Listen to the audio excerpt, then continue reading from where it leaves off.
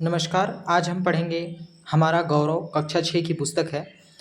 इसमें अध्याय 1 कब कहाँ और कैसे। ठीक है, तो शुरू करने से पहले हम आचार्य जी की कोट्स को पढ़ लेते हैं। सामाजिक दबाव के चलते खुद पर पहरा और कामनाओं के चलते भविष्य की योजना, ये दोनों जरा कम करिए। जिंदगी खुली हो, बेधड़क और बिंदास हो, ये आचार्य जी का कहना है। ठीक है, तो हम शुरू करते हैं पाठ को। अध्याय 1 कब कहाँ और कैसे। फूलमणि की जिज्ञासा। फूलमणि अपने घर के पास से गुजरती रेलगाड़ी को देख रही थी। अचानक उसके मन में सवाल उभरा, जब रेलगाड़ी नहीं थी तब लोग कैसे सफ़र करते होंगे। तो कैसे सफ़र करते होंगे आप ही बता सकते हैं। लोग पैदल चलते थे होंगे, फिर जैसे ही पहिया की खोज हुई वे बैलगाड़ी, वाहन, ये सब में चलना शुरू कर दिए। रेलगाड़ी, अनेक प्रकार के वाहन आ गए। अभी हवाई जहाज़ तक में लोग चल रहे हैं। ठीक है, एक जगह से दूसरी जगह जा रहे हैं। आगे क्या है उनका प्रश्न। वह सोचने लगी कि इतनी पुरानी बातों को कोई कैसे जान सकता है। अब वो क्या सोच रही है कि इतनी पुरानी बातों को कोई कैसे जान सकता है, ये इतिहास पढ़ के, ठीक ना, अतीत की कहानियों को सुन करके, ठीक है, अतीत की वस्तुओं को देख करके।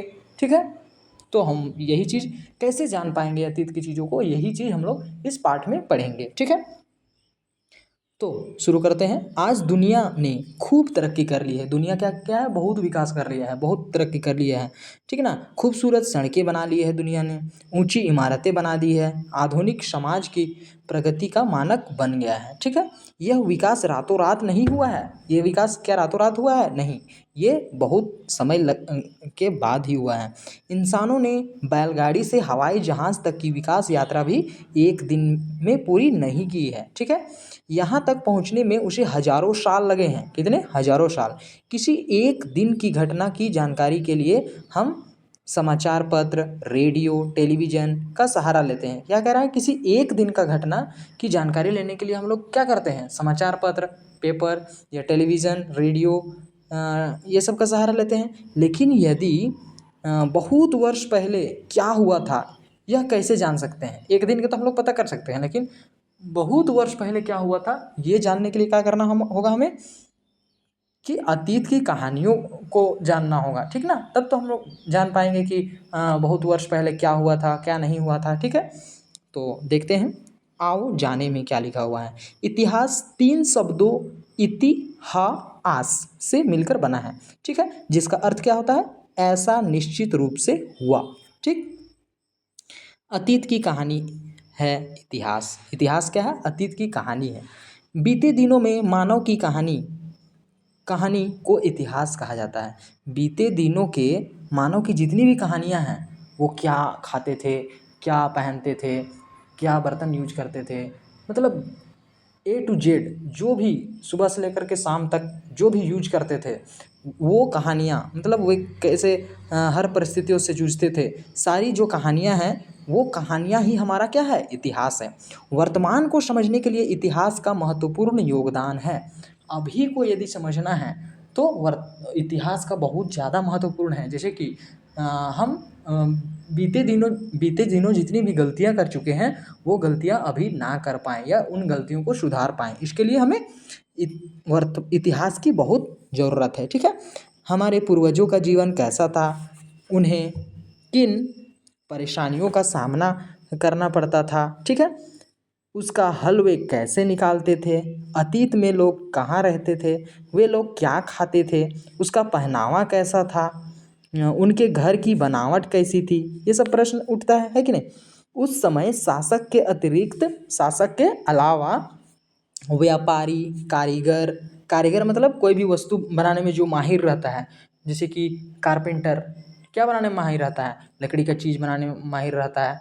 ठीक है, तो उसी तरह का कारीगर मतलब कोई ऐसा व्यक्ति जो किसी एक काम में माहिर हो, करने में तेज हो। ठीक है, ठीक है, किसान जान ही रहे हैं, पुरोहित मतलब किसी धर्म का एक मुख्य सदस्य जो कि पूजा कराता हो, या मंदिर, मस्जिद, गिरजाघर और सभी जगह जो धर्म स्थलों पर जो एक मुख्य होता है उसे पुरोहित कहते हैं। ठीक है, मजदूर सभी समाज के महत्वपूर्ण अंग होते थे।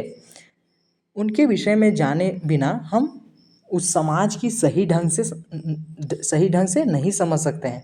देखिए, केवल हम लोग शासकों के बारे में जानेंगे, राजा महाराजा रानी ये सब के बारे में केवल जानेंगे, तो अच्छे से हम उन समाजों के बारे में नहीं जान पाएंगे जब तक हम लोग जो निचले वर्ग के लोग हैं, जो व्यापारी, कारीगर, किसान, पुरोहित, मजदूर, ये सब के बारे में भी अगर जब जानेंगे तब जा कर के हम लोग पूरा इतिहास जान पाएंगे, वहाँ का समाज को जान पाएंगे। ठीक है, इसलिए इतिहास में अब समाज के केवल उच्च वर्गों का ही नहीं बल्कि निचले स्तर के लोगों के कार्यों, रुचियों, मतलब उन्हें क्या पसंद आता था, क्या काम करते थे, को भी जानने की प्रयास किया जाता है। ठीक है, वास्तव में पहले इतिहास में ज़्यादातर वास्तव में पहले क्या होता था, इतिहास में ज़्यादातर तारीख रहते थे, ये घटना कब हुआ, विशेषकर राजनीतिक घटनाओं का भरमार रहती थी, मतलब पूरा भरा पड़ता था, डेट ज़्यादा रहता था, तारीख ज़्यादा रहता था पहले के इतिहास में। ठीक ना, इतिहास के जानकार को इतिहासकार कहा जाता है।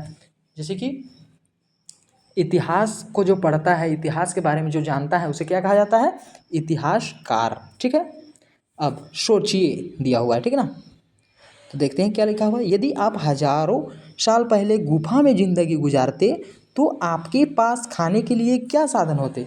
अगर आप गुफा में हैं, मान के चलिए हजारों वर्ष पहले, तो पहले तो वृक्ष सब सारे थे, अभी ना मनुष्यों ने पृथ्वी को तहस नहस कर दिया है, पहले तो सारे चीज़ थे।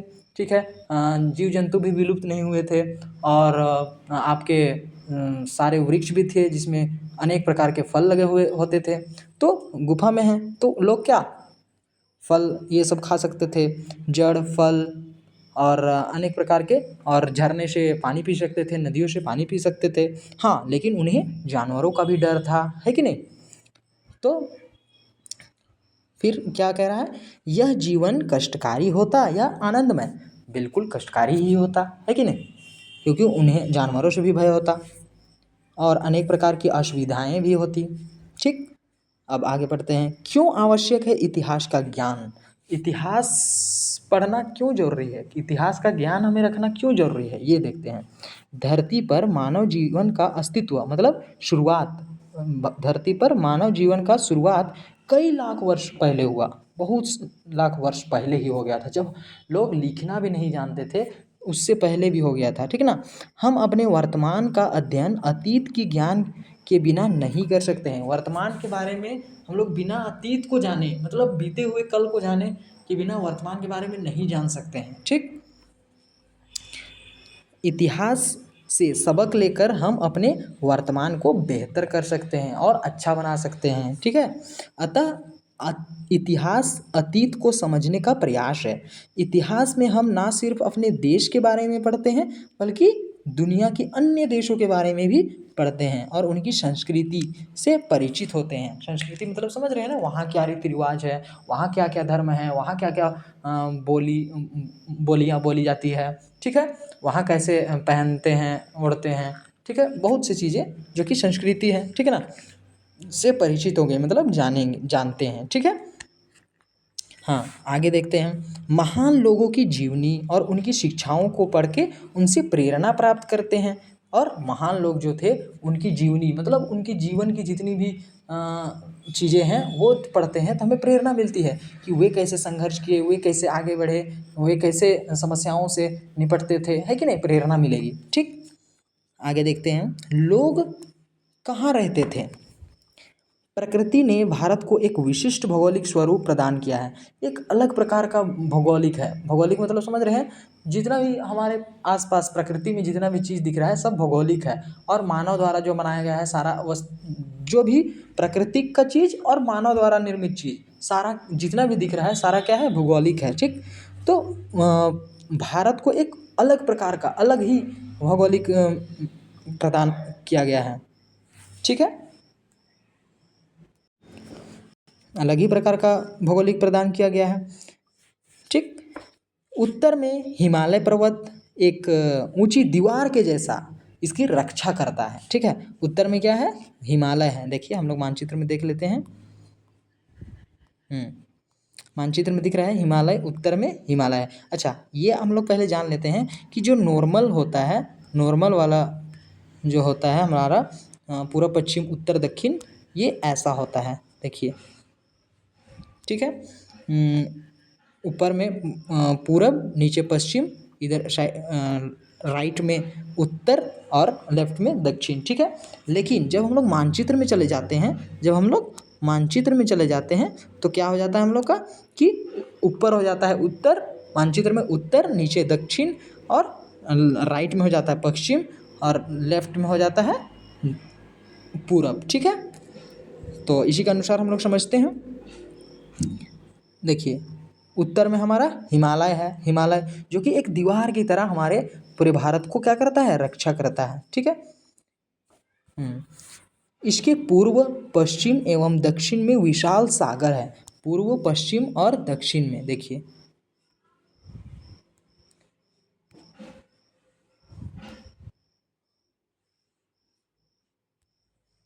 पूर्व, पश्चिम और दक्षिण में क्या है, विशाल सागर है, ठीक है। विशाल सागर है। आगे क्या लिखा हुआ है देखते हैं हम लोग। भारत में लाखों वर्ष पहले से लोग नर्मदा नदी के तट पर रह रहे हैं। नर्मदा नदी के तट पर लाखों वर्षों से लोग रह रहे हैं। मानचित्र में नर्मदा नदी का पता लगाइए। मानचित्र में नर्मदा नदी का पता लगाइए। कहाँ है, यहाँ है नर्मदा नदी, ठीक है, बीचों बीच मध्य में है ना। आगे देखते हैं क्या कह रहे हैं। आप अपने भोजन के लिए वे जड़ों, फलों तथा जंगलों के अन्य उत्पादकों का संग्रह करते थे। मतलब जड़ों, भोजन के लिए, खाना के लिए वे जड़ों को, फलों को और जंगल के और दूसरे चीज़ जो उत्पादक थे, जंगल के उत्पादक थे, फल फूल थे, वो जमा करते थे, संग्रह करते थे, ठीक। उत्तर पश्चिम की सुलेमान और किरथर पहाड़ियों का पता लगाइए, कह रहा है। उत्तर पश्चिम की सुलेमान और किरथर पहाड़ी, तो हम लोग पता लगाते हैं कहाँ पर है।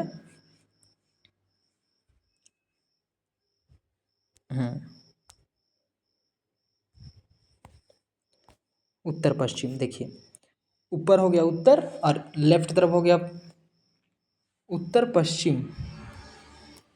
उत्तर, हाँ, उत्तर पश्चिम में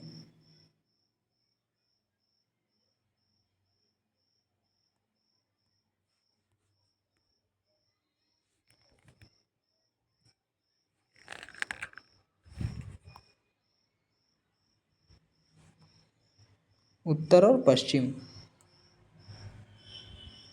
यहाँ गलती हो गया है। यहाँ क्या होगा कि देखिए, यहाँ पश्चिम होगा,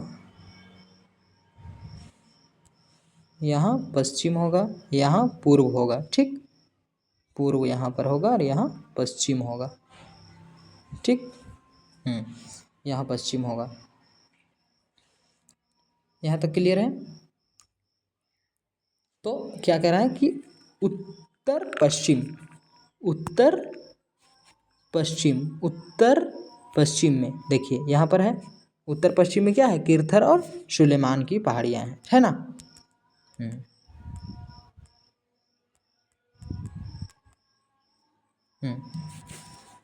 मिल गया, मानचित्र पर हमने देख लिया। आगे देखते हैं। इसी क्षेत्र में कुछ ऐसे स्थान हैं जहां लगभग 8,000 वर्ष पूर्व, 8,000 वर्ष पहले गेहूं और जौ जैसी फसलों का उपजाना प्रारंभ किया गया। देखिए, यही कुछ ऐसे स्थान भी थे जहां लगभग 8,000 वर्ष पहले, साल पहले गेहूं और जौ जैसी फसल उपजाना शुरू किया गया। प्रारंभ मतलब शुरू किया गया।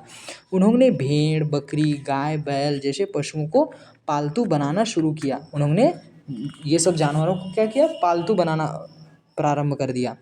ये लोग गाँवों में रहते थे और गाँवों में रहते थे। उत्तर पूर्व में गारो तथा मध्य भारत में विंध्य पहाड़ियों का पता लगाइए। क्या कह रहा है, उत्तर पूर्व में, तो उत्तर पूर्व किधर होगा, इस साइड होगा, है ना। उत्तर पूर्व में गारो पहाड़ी,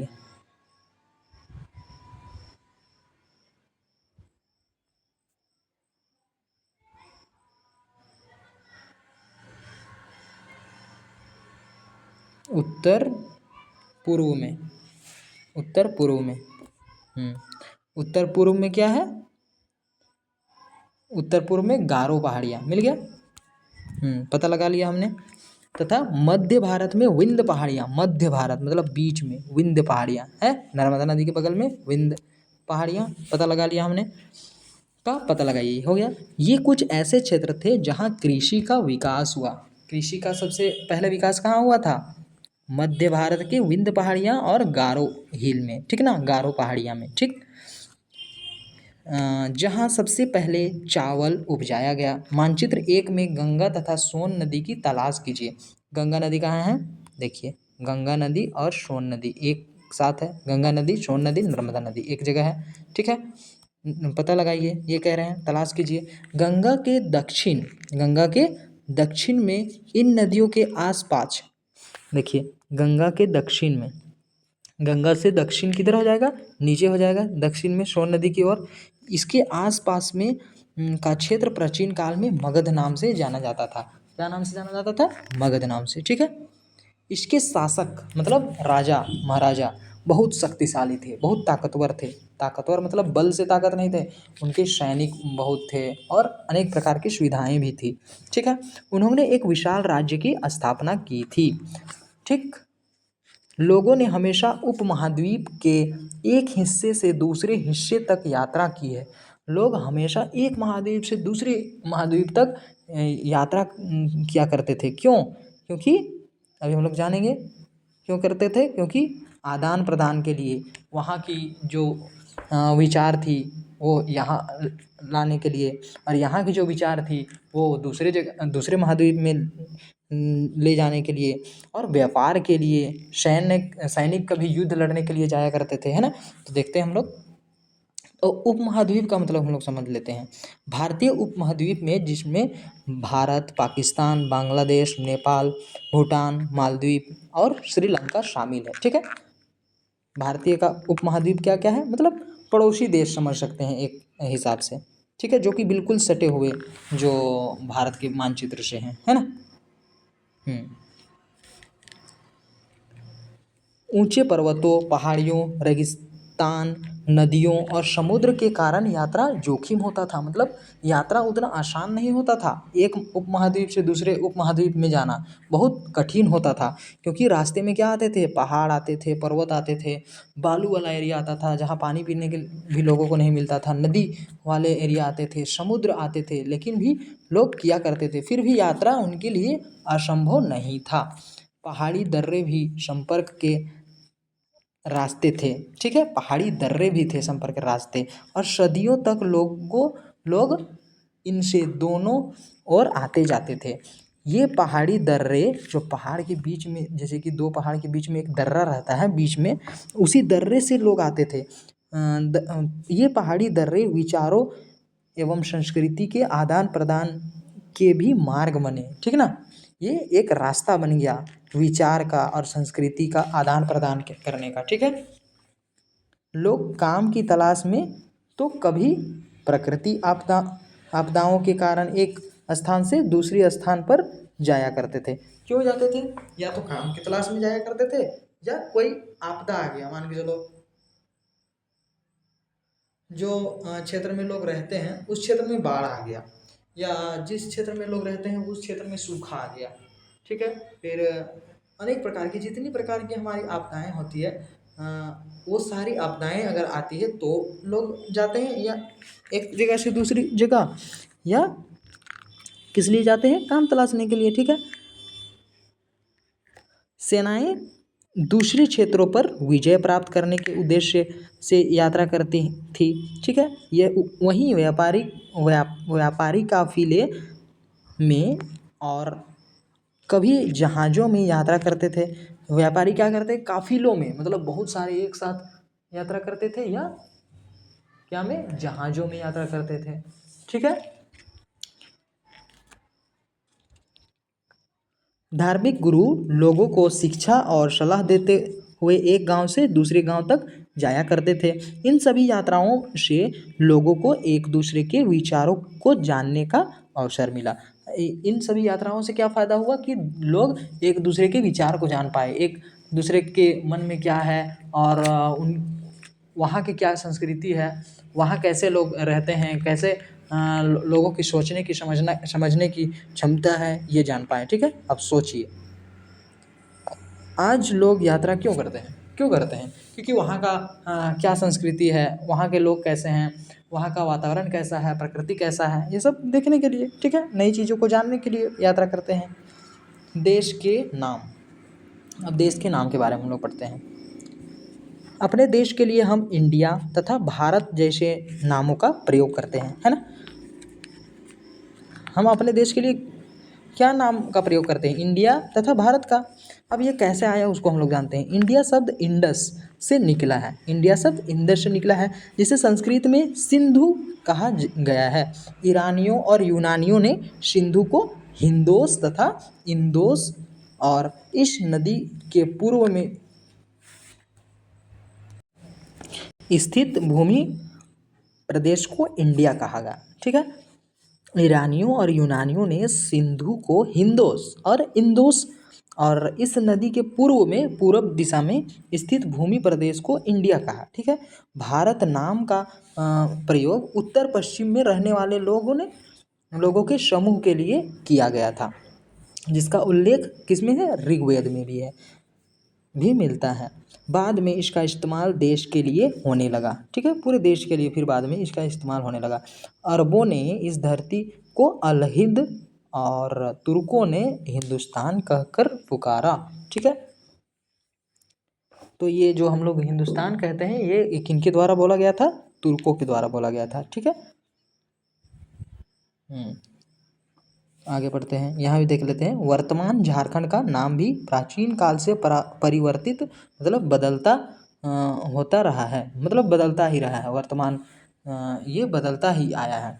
वर्तमान झारखंड का नाम भी प्राचीन काल से परिवर्तित होता रहा है, मतलब प्राचीन पुराने समय से ही बदलता रहा है, कभी कुछ नाम तो कभी कुछ नाम रहा है। विभिन्न ग्रंथों में झारखंड का उल्लेख मिलता है, हर बहुत से ग्रंथों में झारखंड का बारे में मिलता है। ठीक ना, इस क्षेत्र का उल्लेख ऐतरेय ब्राह्मण में मिलता है। इस क्षेत्र का मतलब झारखंड क्षेत्र का के बारे में कहाँ उल्लेख है?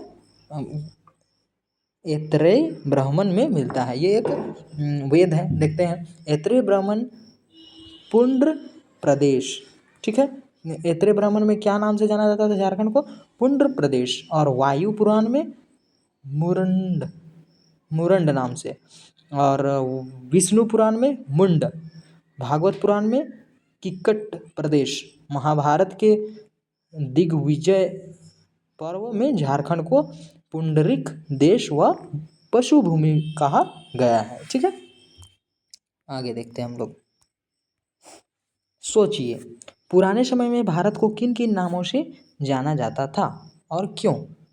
वो तो हम लोग पढ़ चुके हैं कि पुराने समय में हम लोग इंदस, इंदोस, अल हिंद, हिंदुस्तान, इंडिया, भारत के नाम से जाने जाते थे। ठीक है ना, आगे भारतीय उपमहाद्वीप।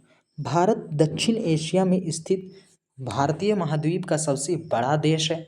भारतीय बहुत बड़ा देश है उपमहाद्वीप का।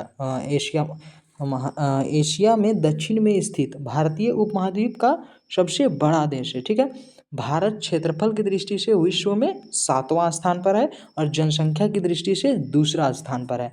मतलब जनसंख्या, लोगों का जनसंख्या के अनुसार ये दूसरा स्थान पर है, और क्षेत्रफल मतलब कितना एरिया में फैला हुआ, कितना बड़ा है, उसके हिसाब से ये 7वां स्थान पर है। दक्षिण एशिया को विशालता तथा एशिया महाद्वीप के शेष भाग से समुद्र, पहाड़ियों तथा पर्वतों के द्वारा पृथक होने के कारण महाद्वीप की संज्ञा दी जाती है। मतलब उदाहरण दिया जाता है, लोगों को बताया जाता है कि ये ऐसा है, वैसा है, समुद्र है, पहाड़ियाँ हैं, पर्वत हैं। ठीक है ना, नाम किया जाता है। ठीक है, चूँकि इस क्षेत्र का सबसे बड़ा देश भारत है, अतः इसे भारतीय उपमहाद्वीप कहा जाता है। सबसे बड़ा क्षेत्र क्या है? भारत है, इसीलिए एशिया को भारतीय उपमहाद्वीप भी कहा जाता है। इसके अंतर्गत उसके अंदर में क्या क्या आते हैं? पाकिस्तान, बांग्लादेश, नेपाल, भूटान, श्रीलंका आदि सम्मिलित हैं, मिले हुए हैं। ठीक है, अब हम लोग काल का निर्धारण करते हैं। काल कितने होते हैं? काल के आधार पर इतिहास को 3 भागों में बांटा गया है।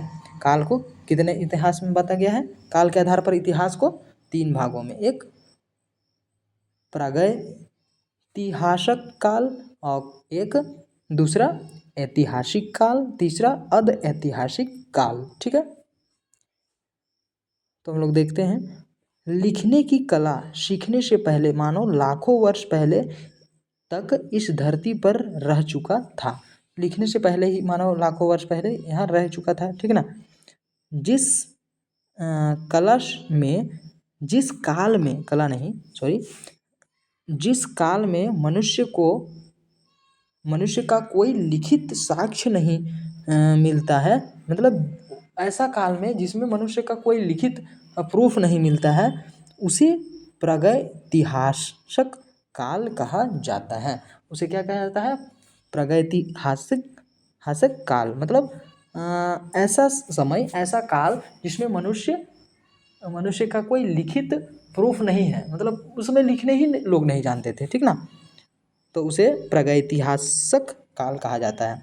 बाद में मानव ने लिखना सीखा। मानव की प्रगति की कहानी के उस भाग को क्या कहते हैं? इतिहास कहते हैं। मानव ने लिखना शुरू किया और मानव की जो प्रगति हुई उसका जो कहानी लिखा गया, गढ़ा गया, उसे इतिहास कहते हैं, जिसके लिए लिखित विवरण मिलते हैं हम लोग को। आध ऐतिहासिक काल उसे कहते हैं जिसे लिखित साक्ष्य मिले हैं लेकिन उसे अभी तक पढ़ा नहीं जा सका है, मतलब समझ में ही नहीं आया अभी तक इतिहासकारों को कि ये क्या लिखा हुआ है। तो ऐसा इतिहास जो कि लिखा हुआ साक्ष्य तो सबूत तो हम लोग को मिल चुके हैं, लेकिन उसे अभी तक इतिहासकारों ने पढ़ा नहीं पाया है। ठीक है, ये जो दिख रहा है आपको, ये क्या है? ताड़पत्र में बनी पांडुलिपि का एक पृष्ठ है, एक पेज है। ठीक है, ऐसा होता था ताड़पत्र, इसी में लोग लिखते थे।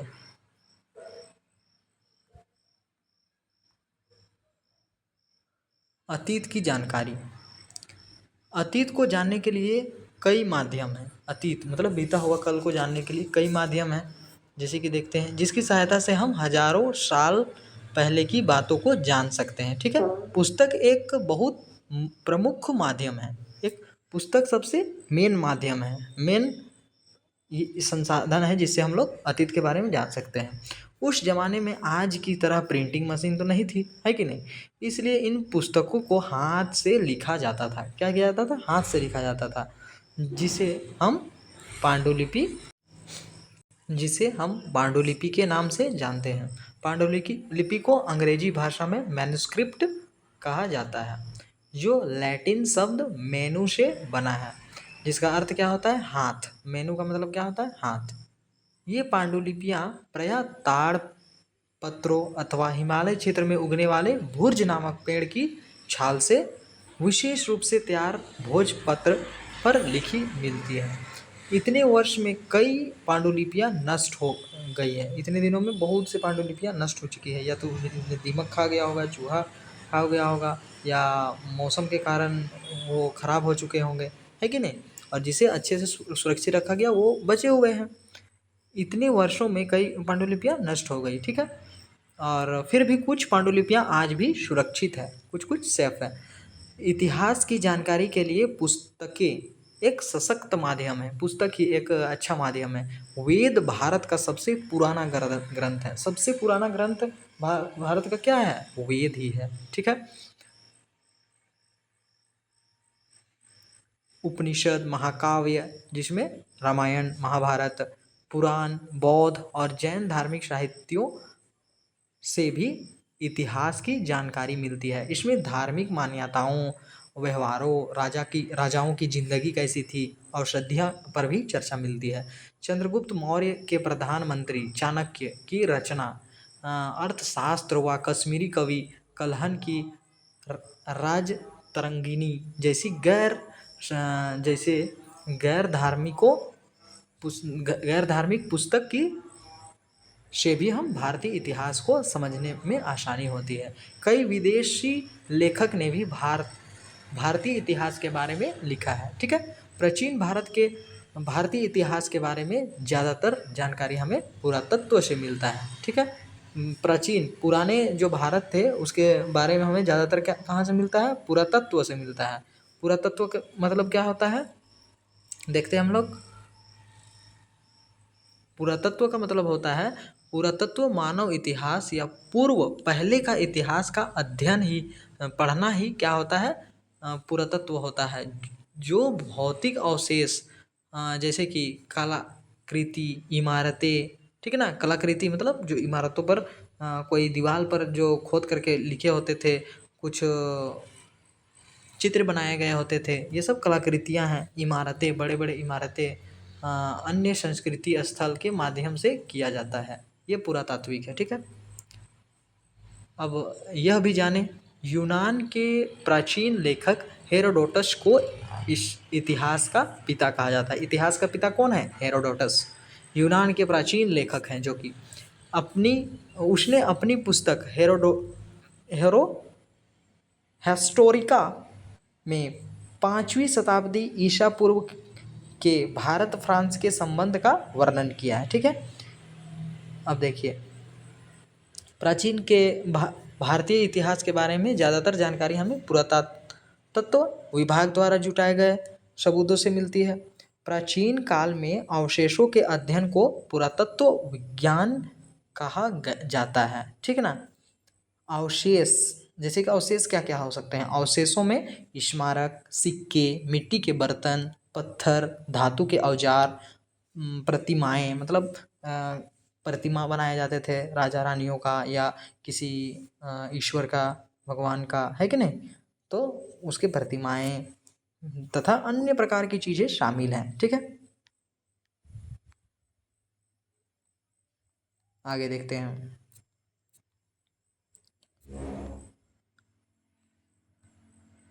स्मारक में प्राचीन इमारतें, मंदिर व मूर्तियाँ आती हैं। स्मारक में क्या क्या आते हैं, प्राचीन इमारतें, मंदिर व मूर्ति आती हैं। इनसे विभिन्न युगों की सामाजिक, धार्मिक एवं आर्थिक परिस्थितियों की जानकारी मिलती है, ठीक। शिलाओं, खंभों, पत्थरों की दीवारों या मिट्टी तथा पत्थर के छोटे फलकों पर उरेके गए लेख भी हमारी जानकारी के महत्वपूर्ण माध्यम हैं। उत्कीर्ण लेखों के अध्ययन को एपिग्राफी कहा जाता है। देखिए, उत्कीर्ण लेखों मतलब जो खोद खोद करके बनाए जाते थे, उसका जो अध्ययन करता है उसे क्या कहते हैं, एपिग्राफी कहते हैं। जो इतिहास का अध्ययन करता है उसे इतिहासकार कहते हैं। वैसे ही जो उत्कीर्ण लेखों को, मतलब उत्कीर्ण करके जो लिखा गया है किसी पहाड़ों पर, किसी दीवारों पर, उसे जो अध्ययन करता है, पढ़ता है, उसे एपिग्राफी कहते हैं, ठीक है। लिखने की सबसे पुरानी प्रणाली हड़प्पा के मुद्राओं में पाई जाती है। देखिए, हड़प्पा की मुद्रा यहाँ हम लोग देख सकते हैं। प्राचीन कालीन चांदी का सिक्का, इस तरह सिक्कों का प्रयोग लगभग 2500 वर्ष पहले किया जाता था। और ये जो घड़ा है प्राचीन नगर के प्राप्त पात्र है, ठीक है।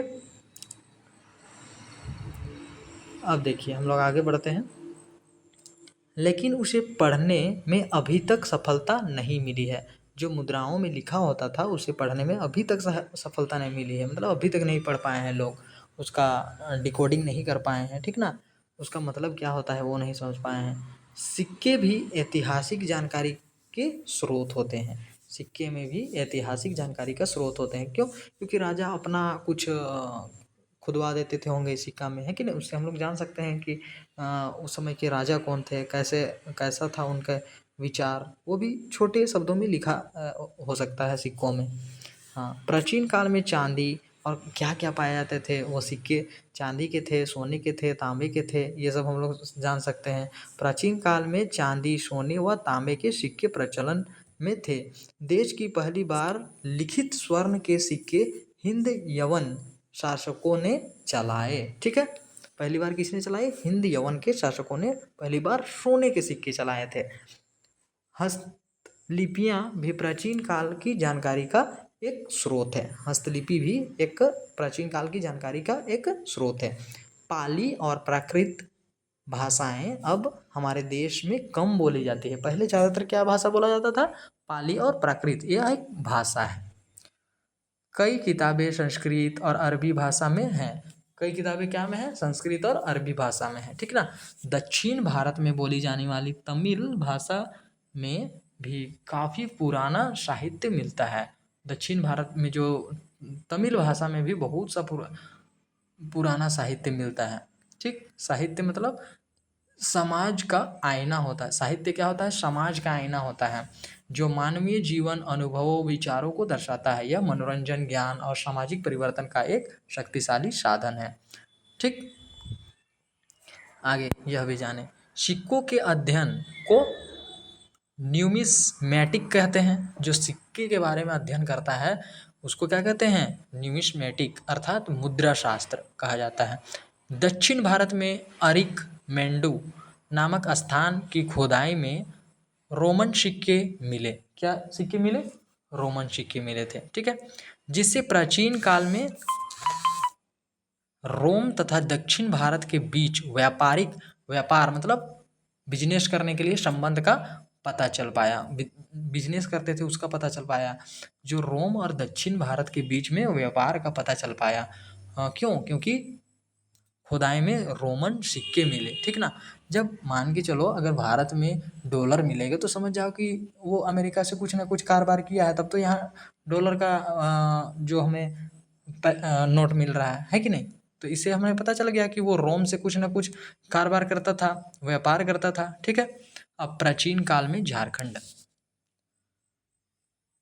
प्रागैतिहासिक काल में छोटा नागपुर वर्तमान झारखंड घनघोर जंगल से घिरा हुआ था। पूरा जंगल ही जंगल भरा हुआ था। भौगोलिक स्थितियाँ मैंने बताया था। भौगोलिक मतलब क्या होता है? प्रकृति और मानव निर्मित जितने भी वस्तुएं हैं सब भौगोलिक में आते हैं। स्थिति में इस क्षेत्र को काफ़ी लाभ मिला क्योंकि ज़्यादातर जंगल से घिरे हुए थे, तो कौन यहाँ शासक करेगा? बहुत कम ही लोग शासक करते थे। गुप्त वंश के शासकों और गौड़ शासक शशांक को छोड़कर प्राचीन भारत के किसी राजवंश ने मतलब ये राजा जो था शशांक को छोड़ के प्राचीन भारत में किसी राजवंश ने इस क्षेत्र में अधिक समय तक शासन नहीं किया।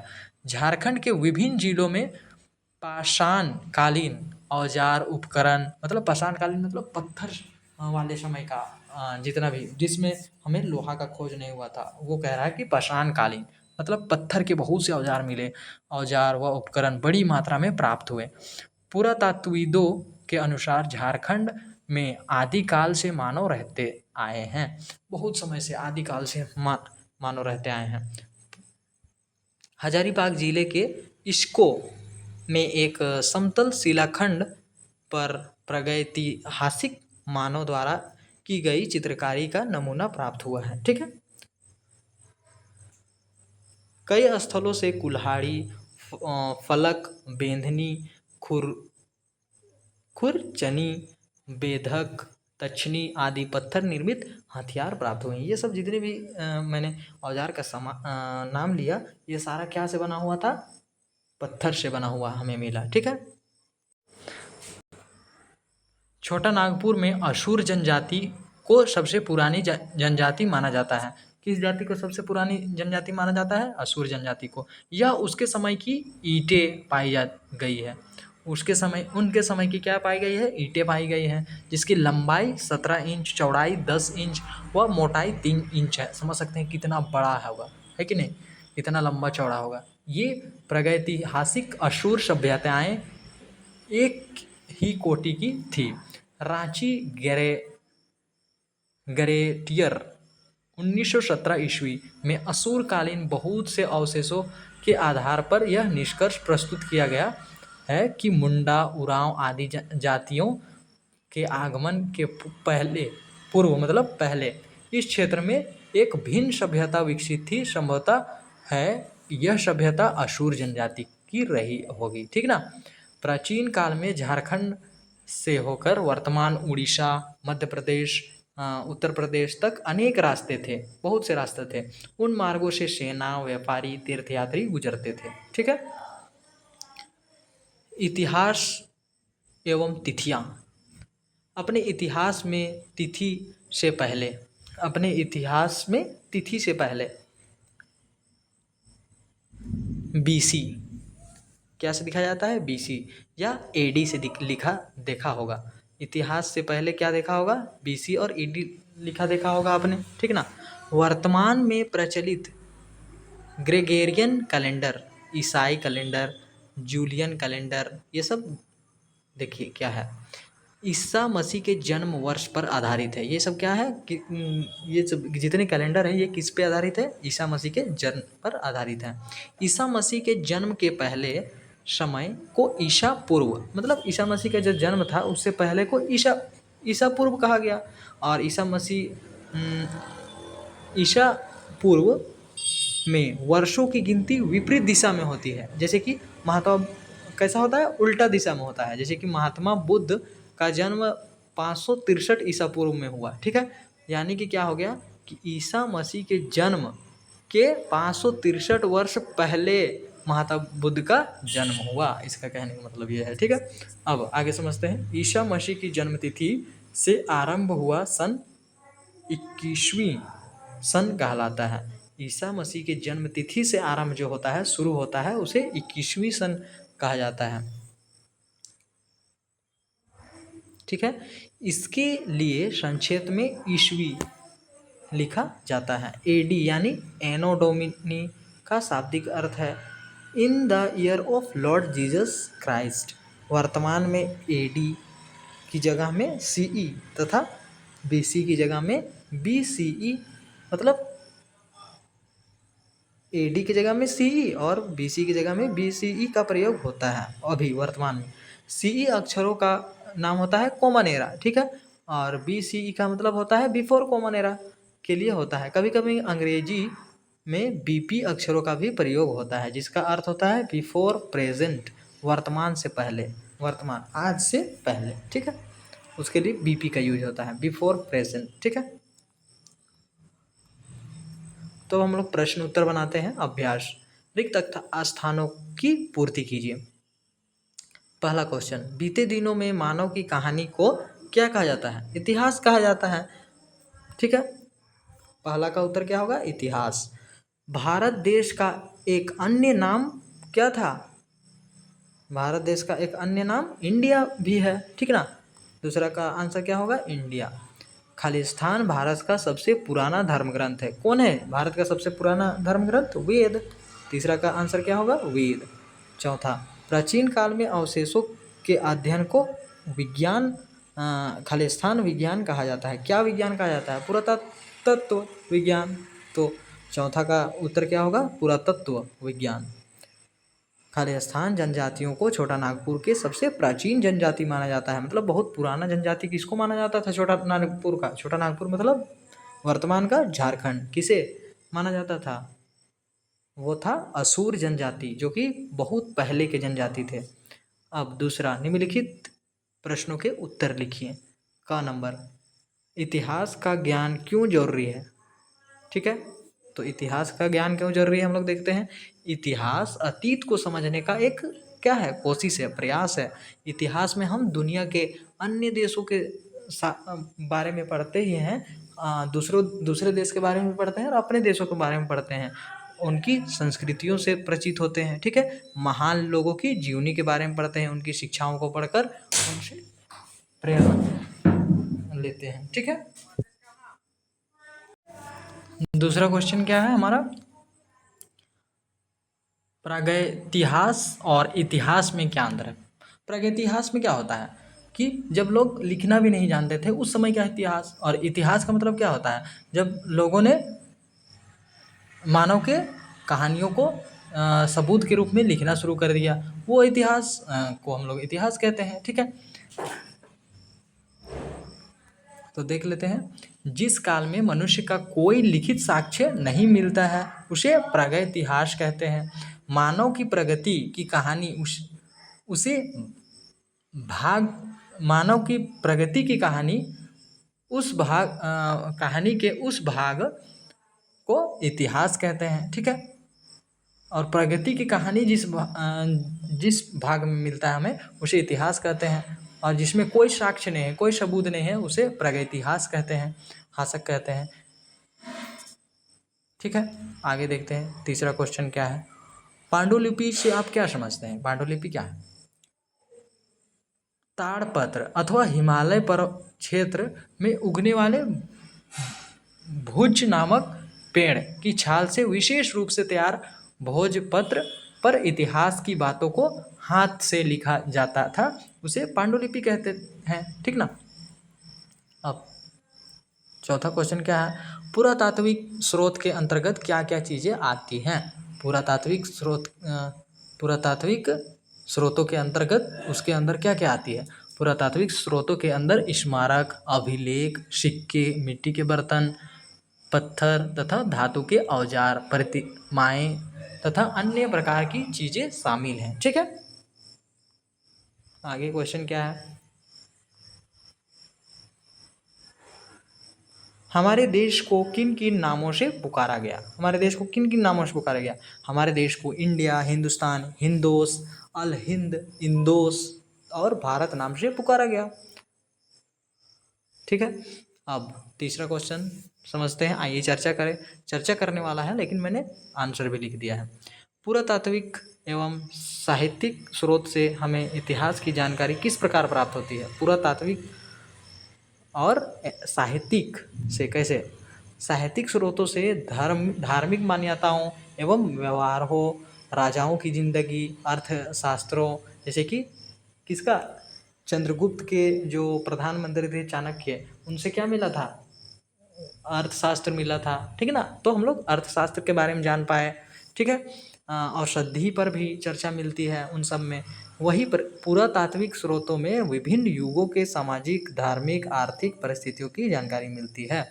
अब फिर क्या क्वेश्चन है आपके अनुसार? फुलमणि की प्रश्न का उत्तर क्या हो सकता है? फुलमणि का क्या प्रश्न था आप समझ चुके होंगे। जब रेलगाड़ी नहीं थी तो लोग पैदल चला करते थे, फिर बाद में जानवरों को पालतू बनाने और चक्कों की खोज के बाद बैलगाड़ी में चलने लगे।